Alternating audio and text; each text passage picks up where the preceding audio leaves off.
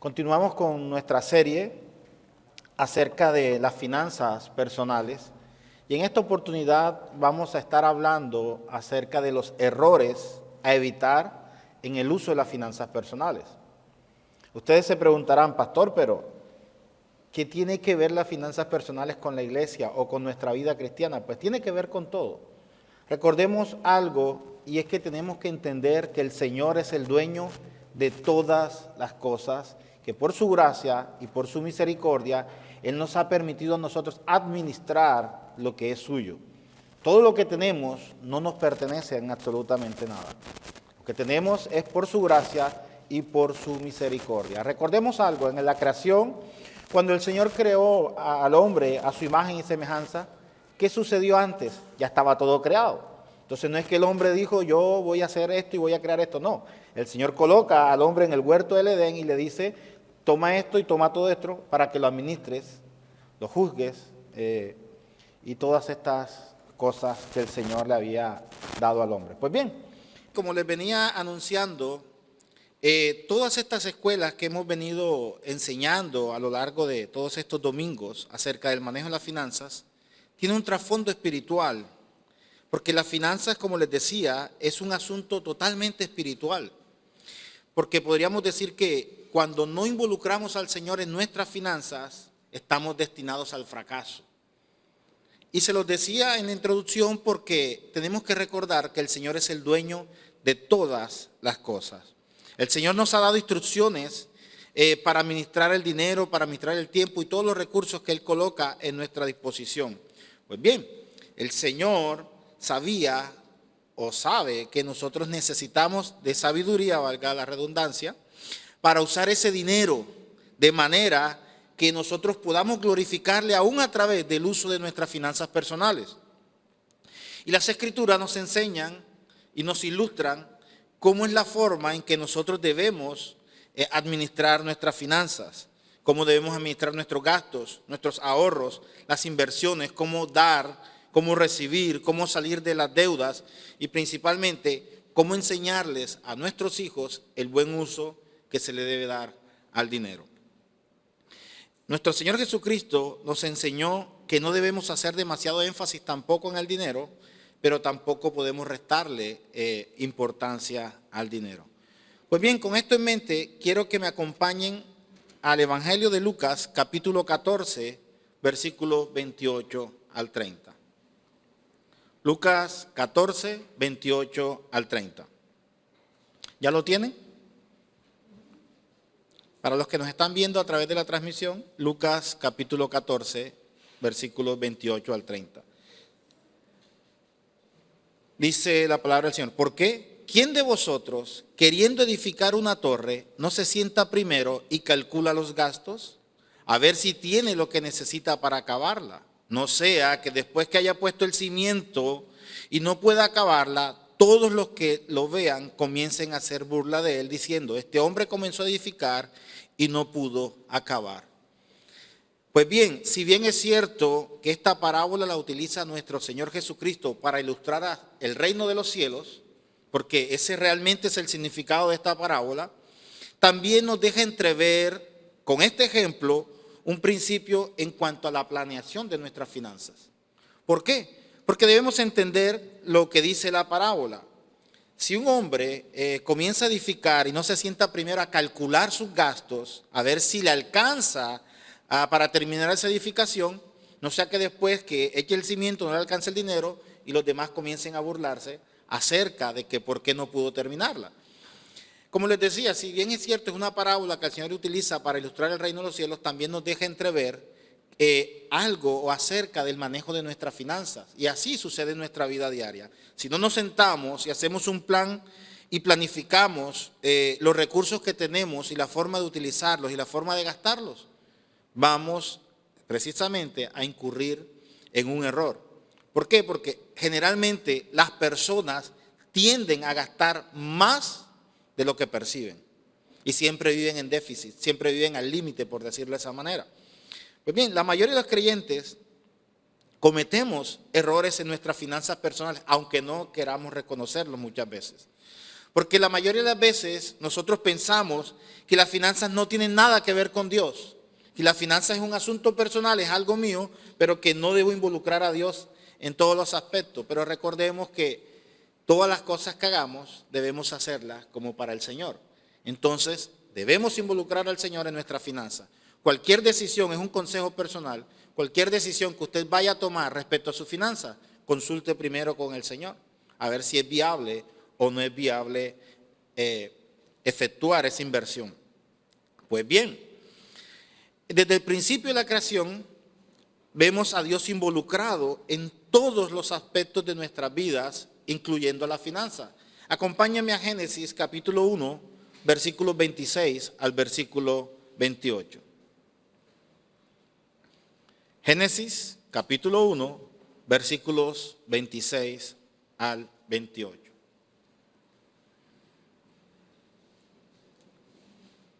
¿Ya lo tienen? Correcto, ok. Dice las Escrituras: entonces dijo Dios, hagamos al hombre a nuestra imagen, conforme a nuestra semejanza, y señoree en los peces del mar, en las aves de los cielos, en las bestias, en toda la tierra, y en todo animal que se arrastra sobre la tierra. Y creó Dios al hombre a su imagen, a imagen de Dios lo creó, varón y hembra los creó.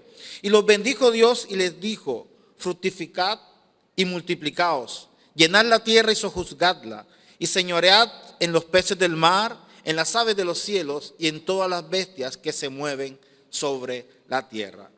Como les decía en nuestra introducción, entonces observamos las instrucciones muy claras respecto al dinero y cómo debemos administrarlo. El Señor nos ha dado el ejemplo desde la creación, desde el Génesis. Vemos que el hombre llegó después que todas las cosas estaban creadas y la función del hombre era administrarlas, sojuzgarlas y enseñorear, es decir, administrar los bienes que Dios había colocado. Entonces, ahora sí, teniendo en cuenta cuál es nuestra responsabilidad en cuanto a la administración de las finanzas personales, vamos a ver cuáles son los errores que nosotros cometemos conscientes o inconscientemente con nuestras finanzas personales. Uno de los primeros errores que nosotros cometemos es incurrir en deudas. Ahora, no estoy diciendo que el incurrir en deudas sea malo. ¿Por qué? Porque la mayoría de nosotros incurrimos en deudas. Por ejemplo, vamos a adquirir una casa y lo primero que hacemos cuando no tenemos el dinero es acudir a una entidad crediticia, llámese banco, corporación, lo que usted quiera, hace un préstamo, hace una proyección de gastos, le dan un crédito hipotecario y usted cómodamente paga su crédito. Ahora, cuando me refiero a no incurrir en deudas, me refiero a incurrir en deudas que sean impagables. Porque usted puede incurrir en deudas para comprar un auto, para comprar una casa o para comprar cualquier cosa material que usted necesite. Claro que sí, estamos en el derecho de hacerlo. El problema es que debemos hacer una proyección y calcular si realmente esa deuda la podemos pagar en los plazos que se han establecido. Si nuestros ingresos alcanzan para cubrir esa deuda y además para cubrir los otros gastos personales que cada uno de nosotros tenemos, como son los gastos básicos, alimentación, vestido y educación. Pues bien, la Biblia nos habla respecto a eso. Acompáñenme a Romanos capítulo 13, versículo 8. El apóstol Pablo les dice a la iglesia en Roma: no debáis a nadie nada, sino el amarnos unos a otros. Pues bien, pero no debáis a nadie nada, si lo miramos en todo el contexto, no se refiere a una deuda como tal, sino al servicio. Pero quería traerlo en colación para que veamos lo siguiente. Cuando nosotros nos endeudamos, perdemos un poco de nuestra libertad. La Biblia dice, Proverbios 22:7, el que toma prestado es siervo del que presta. Y eso es una realidad que no podemos evitarla. ¿Por qué? Volvamos al ejemplo del banco. Usted hace un préstamo en el banco por lo general, discúlpenme los que trabajan en entidades bancarias, los bancos son usureros, la gran mayoría, porque las tasas están muy por encima de lo que dice la ley. Y usted dice, bueno, voy a tomar esta deuda, y si usted no hace un cálculo realmente consciente, cuando viene a ver, usted está pagando 4 hasta 5 veces más el dinero que le fue prestado. Y usted dice, no, lo pagué, tranquilo, no ha pasado nada. pero usted hace una proyección y realmente usted ha cancelado 5 hasta 6 veces el dinero pagado. Porque, ¿quién ha hecho préstamos acá? Levanten la mano, todos hemos hecho un préstamo. Claro que sí, no estoy diciendo que sea malo. Pero usted se ha puesto a pensar cuando le llega el extracto de la deuda, lo que usted paga, usted mira que hay una casilla que dice abono a capital e intereses. Y usted se da cuenta que los intereses son más altos que el valor que usted abona a capital. Voy a colocar un ejemplo. Usted hace un préstamo y va a pagar una mensualidad de 1.800.000. Un ejemplo, no soy economista, me disculpan. 1.800.000. Si usted mira el extracto y dice 1.200.000 para intereses, 600 para el préstamo. ¿Cuándo termina usted de pagar ese préstamo? Y si usted hace la proyección al final, se dará cuenta que finalmente termina pagando 5 o 6 veces el valor prestado. Pues bien, la Biblia es muy clara y nos dice, el que toma prestado es siervo del que presta. No estoy diciendo que no debamos prestar, sino que al endeudarnos o al hacer una deuda, debemos mirar que sea viable, decir que podamos pagarla y que esté a nuestro alcance. Porque si no, nos volvemos esclavos y nunca saldremos de esa deuda. Y ejemplos tenemos a lo largo de la Biblia, y ustedes van a observar en la Biblia, cuando una persona no podía pagar la deuda, quien quedaba como garante eran sus hijos. Y vemos muchos casos en la Biblia que habla acerca de esto. Pues bien, muchas veces Dios llama a las personas a servirle, pero muchas veces las personas no sirven por causa de una deuda. ¿Por qué? Porque nos volvemos esclavos de la deuda y créanme, lo digo con mucho respeto, muchas personas que están en deuda muchas veces entran en depresión. Y quizás es tanta la depresión que llegan a cometer hasta suicidio a causa de una deuda impagable. Por eso el consejo, amados hermanos, es, si vamos a incurrir en una deuda, seamos conscientes si podemos acceder a pagarla en su totalidad. Otro de los errores que nosotros cometemos muchas veces es el que nos esforzamos mucho por querer ser ricos. Pastor, ¿cómo así?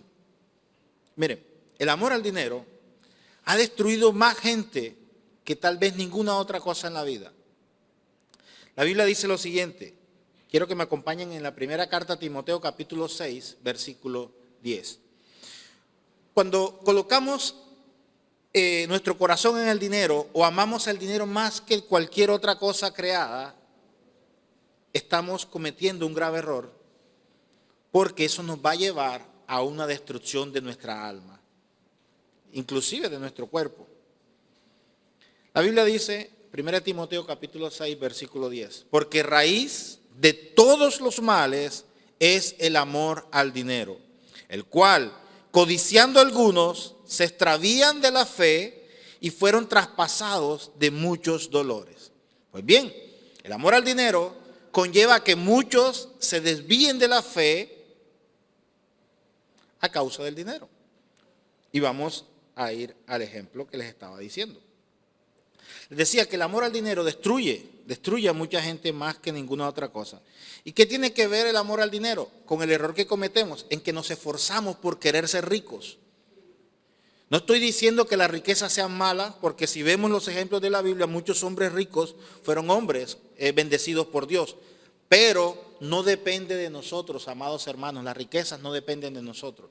Usted puede esforzarse por tener 3 y 4 trabajos y esforzarse y trabajar y cosechar dinero y nunca va a ser rico y nunca va a ser feliz, si esa riqueza no proviene de Dios. Porque recordemos que toda dádiva de Dios produce paz en nuestros corazones. Pues bien, no tenemos que ser ricos para amar el dinero necesariamente. Muchas veces los que menos tienen son los que más aman al dinero. Parece una mentira, pero los que menos tienen son los que más se apegan al dinero. Son más apegados o sienten más amor por el dinero.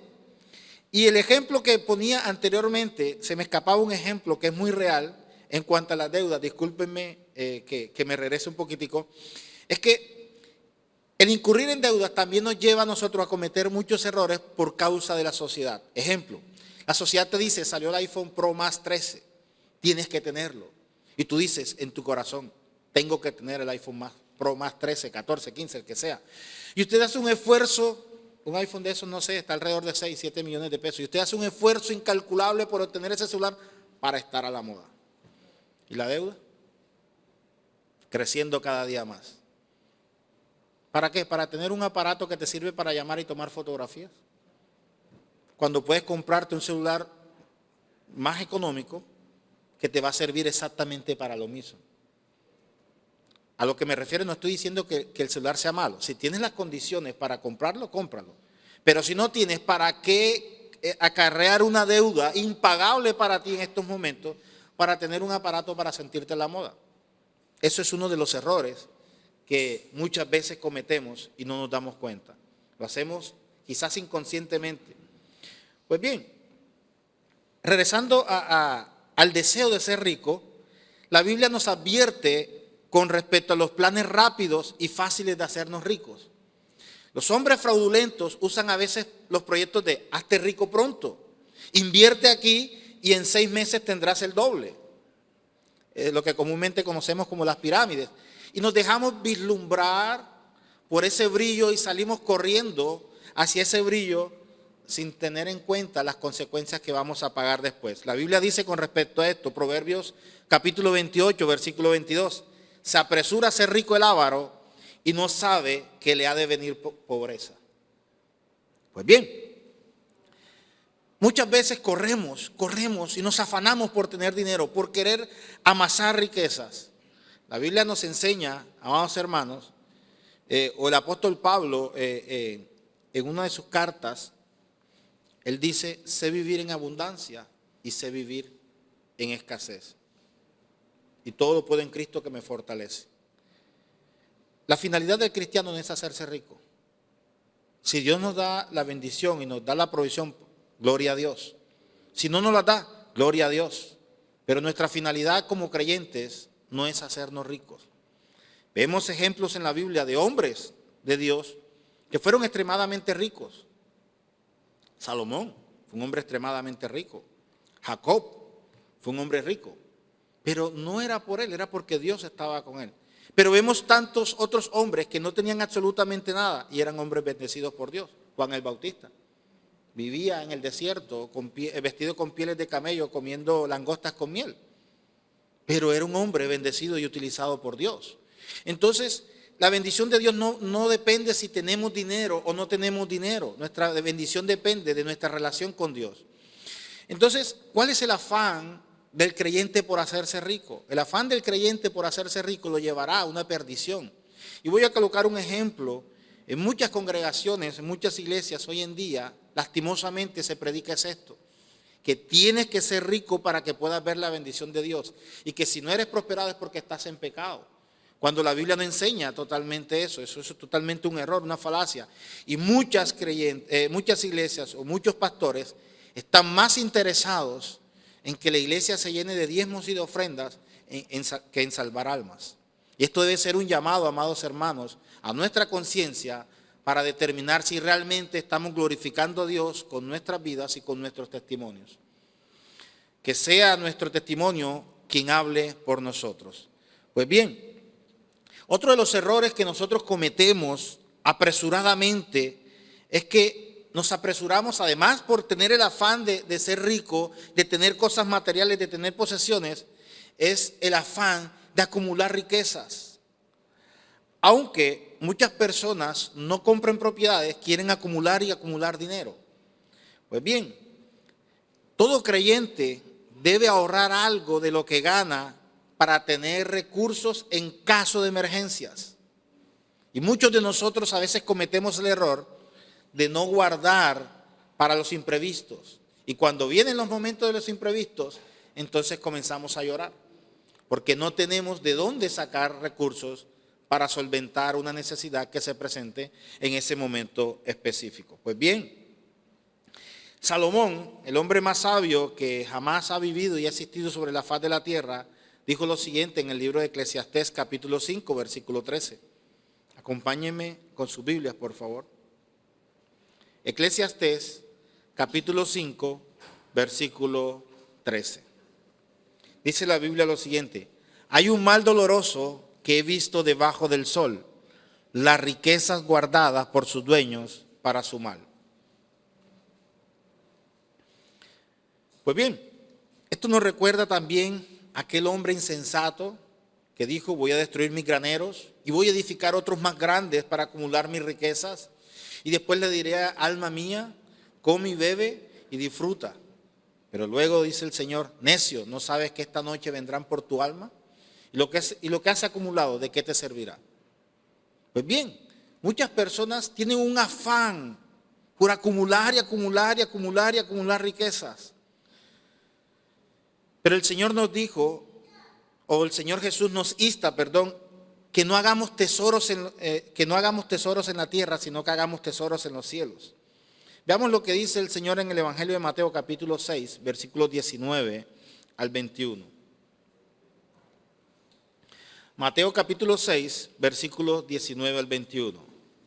El Señor dice lo siguiente: no os hagáis tesoros en la tierra, donde la polilla y el orín corrompen, y donde ladrones minan y hurtan, sino haceos tesoros en el cielo, porque donde esté vuestro tesoro, allí también vuestro corazón. Pues bien,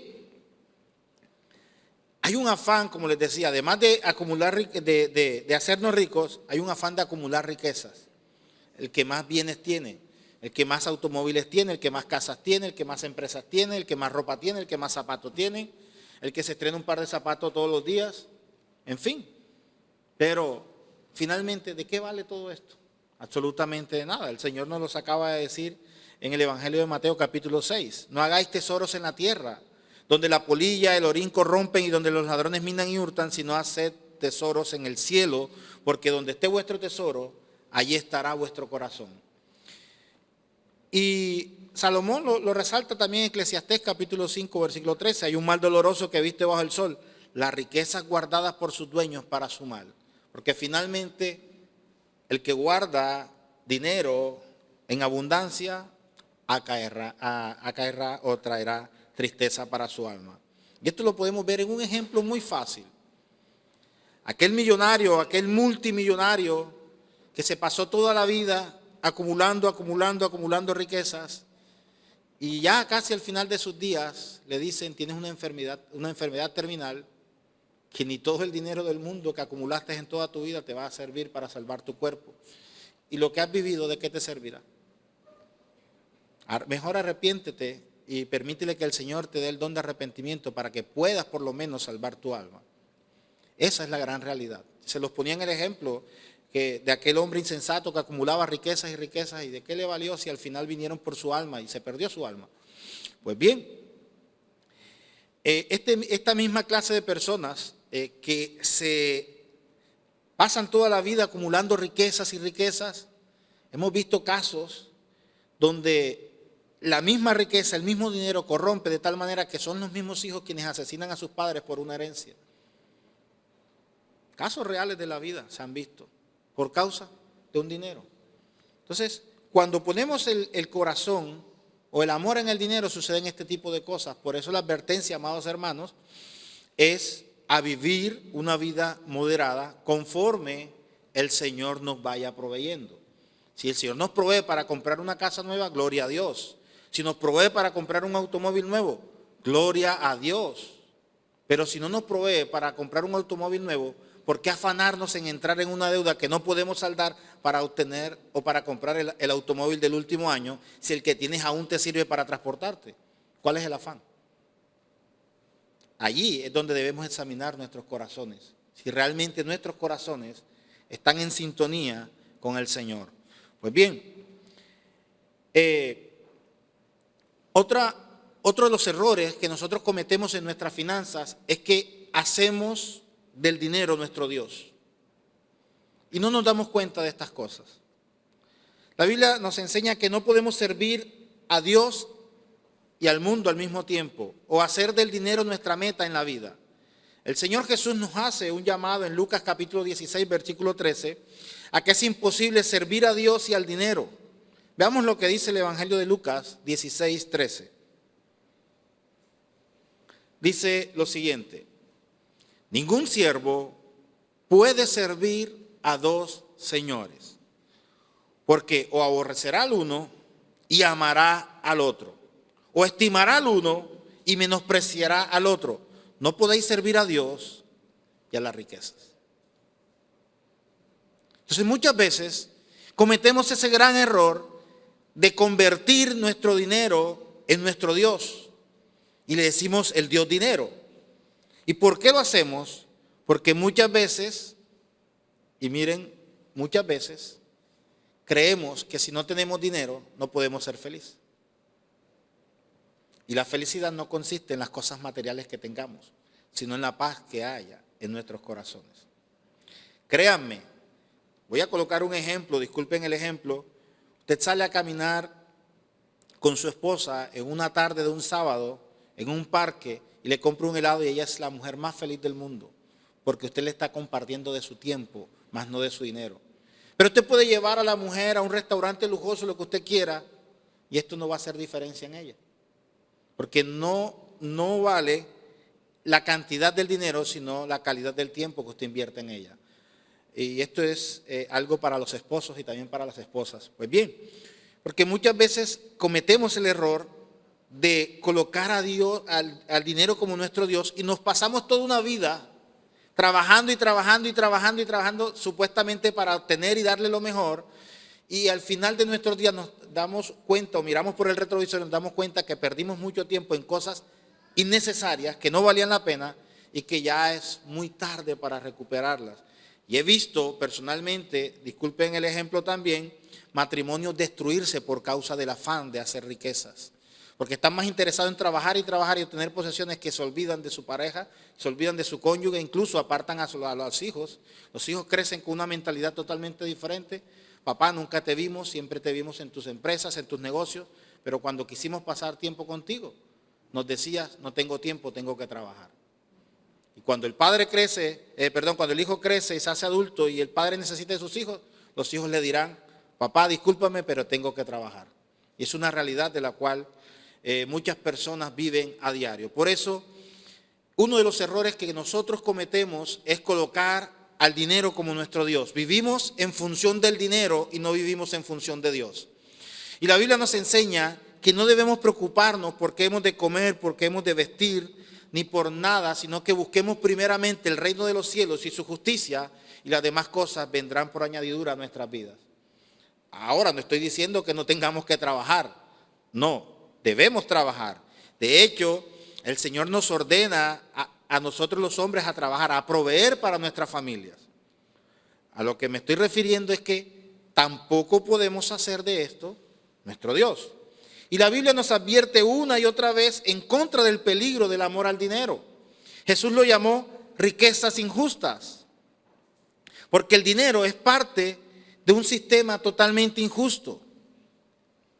Porque muy a menudo ese amor a ese dinero, a ese papel, a esa moneda, nos lleva a apartarnos de Dios.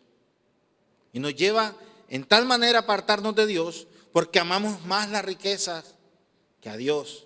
Y se nos olvida que el dueño de las riquezas es nuestro Señor. Por eso debemos amar en primer lugar al Señor y no a nuestro dinero. Veamos lo que dice 1 Timoteo capítulo 6, versículo 9.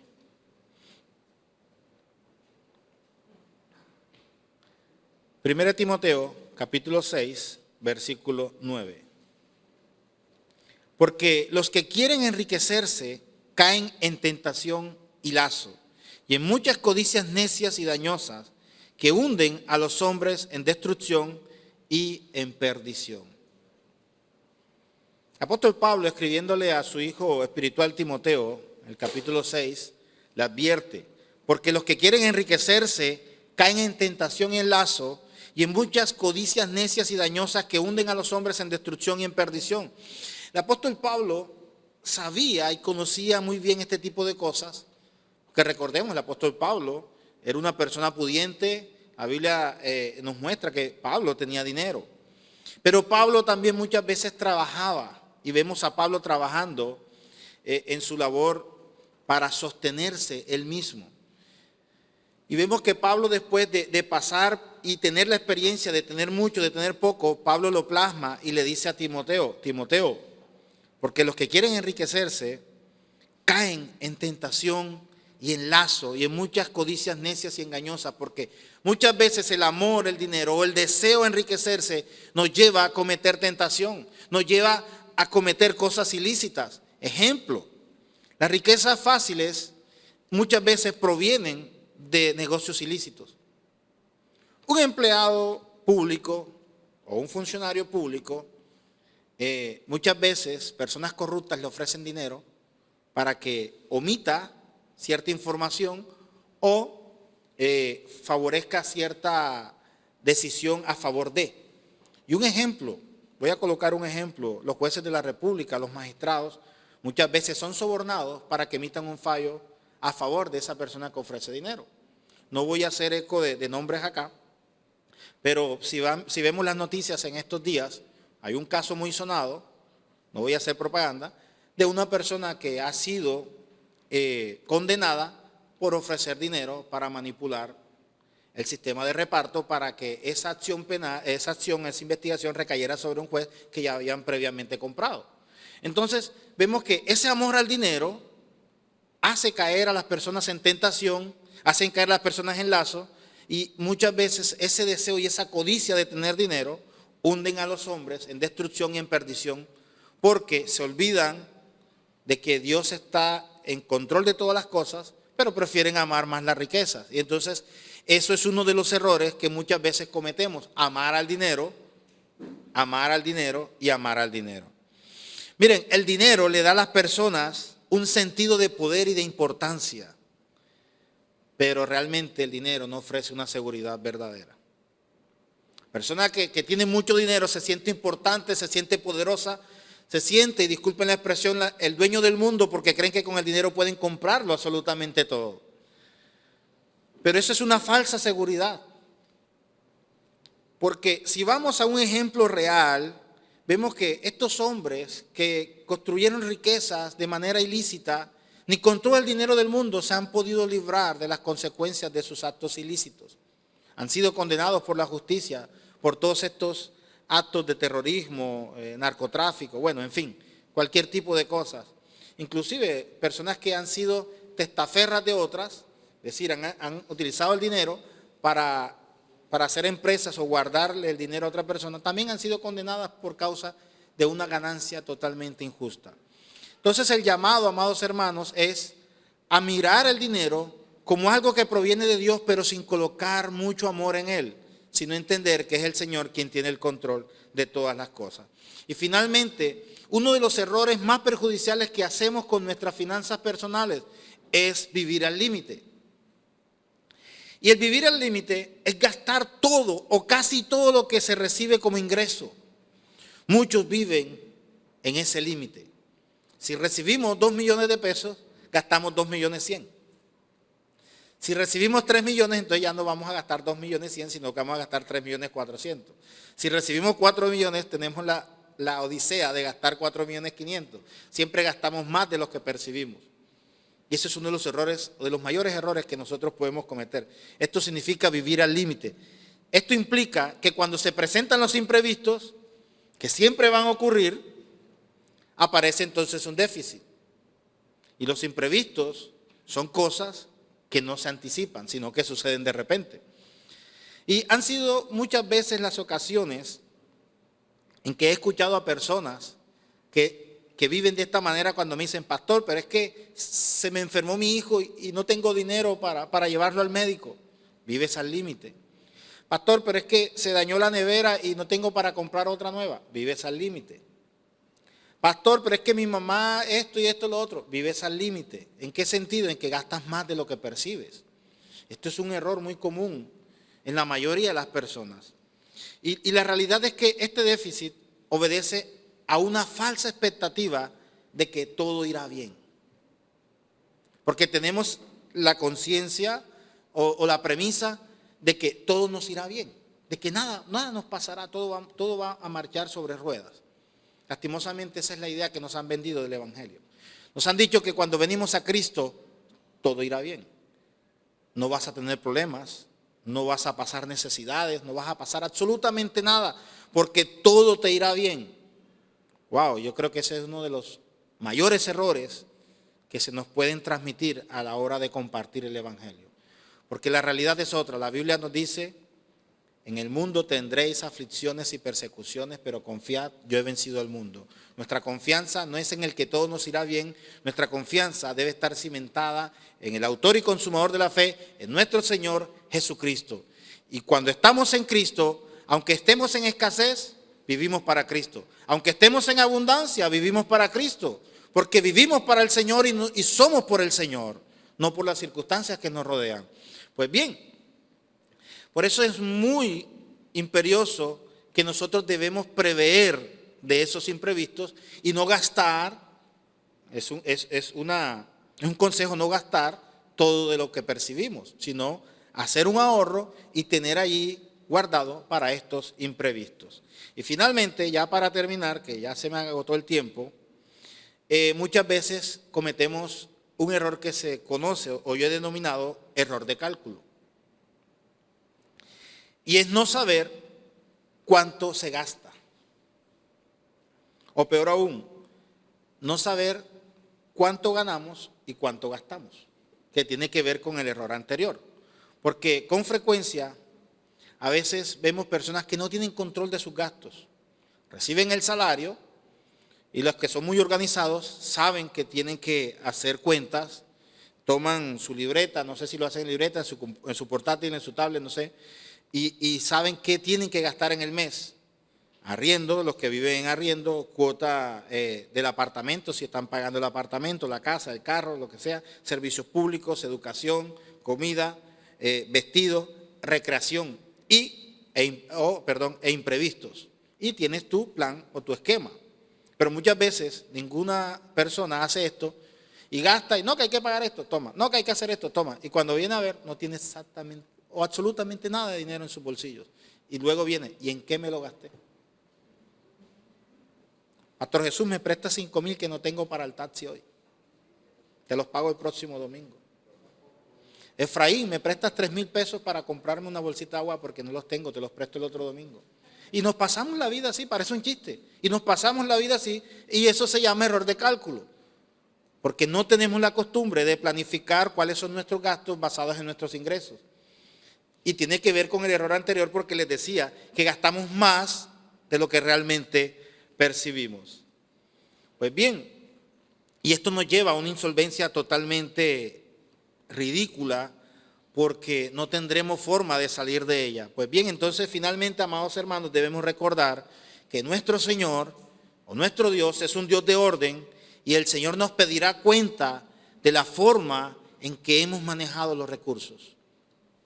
Porque el día que tengamos que comparecer tenemos que dar cuenta absolutamente de todo. Y eso incluye nuestras finanzas. Pues tengo otros errores por definir, pero por cuestiones de tiempo no alcanzo a terminar. Me quedaron muchos. Me quedaron el que si puedo, tengo. O si tengo para comprarlo, lo puedo. También me quedó el evitar comprar impulsivamente. Y esto es un llamado a algunas mujeres también. Y disculpen, las mujeres son muy impulsivas a la hora de comprar. Tengo que decirlo con mucho respeto porque muchas veces vemos algo que no necesitamos, lo queremos y lo compramos. Y no lo necesitamos. Y hombres también somos así. Porque muchas veces, voy a comprar esa elíptica.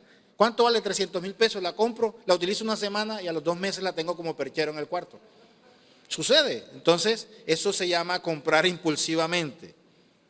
Por eso, para evitar el comprar impulsivamente, nosotros debemos determinar o hacer un análisis, un examen si realmente lo necesitamos o si realmente vamos a utilizarlo y hacer conciencia si realmente lo que vamos a comprar va a ser de utilidad o no va a ser de utilidad. Porque muchas veces compramos y compramos y compramos y vamos a mirar las cosas que compramos y están ahí archivadas, guardadas, sin usar. Un dinero que se pudo invertir quizás en irse de paseo, llevar a los chicos a pasear, a llevar a su esposa a comer, no sé, llevarla al cine. Entonces, a veces cometemos esos errores y no nos damos cuenta de que cometemos errores. Finalmente, ya para cerrar,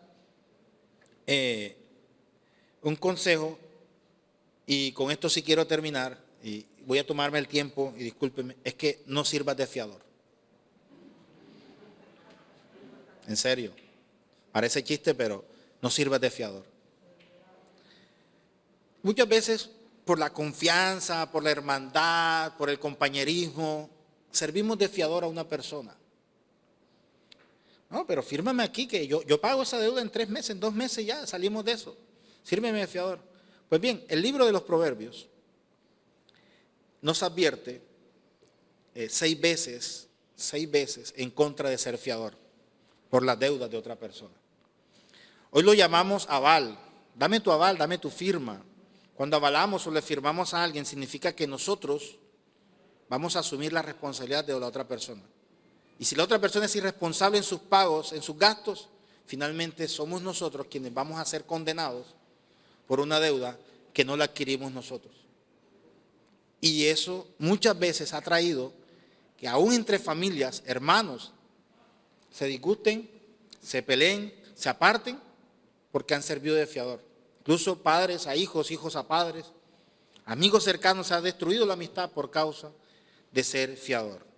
Pues bien, el consejo es que no debemos avalar la firma de otra persona porque, veamos lo que dice Proverbios 22, 26. Es un consejo, pero si usted quiere hacerlo, está en toda la libertad de hacerlo. Nadie se lo impide. Pero sí, cuando vaya a hacerlo, amado, si usted va a servir de fiador de una persona, consulte primero con el Señor, a ver si esto le trae paz a usted. Porque si no le trae paz, si usted aún tiene dudas en su corazón, mejor no lo haga, para que no viva una vida de frustración posteriormente. La Biblia dice en Proverbios 22, 26, no seas de aquellos que se comprometen, ni de los que salen por fiadores de deudas. Es un consejo.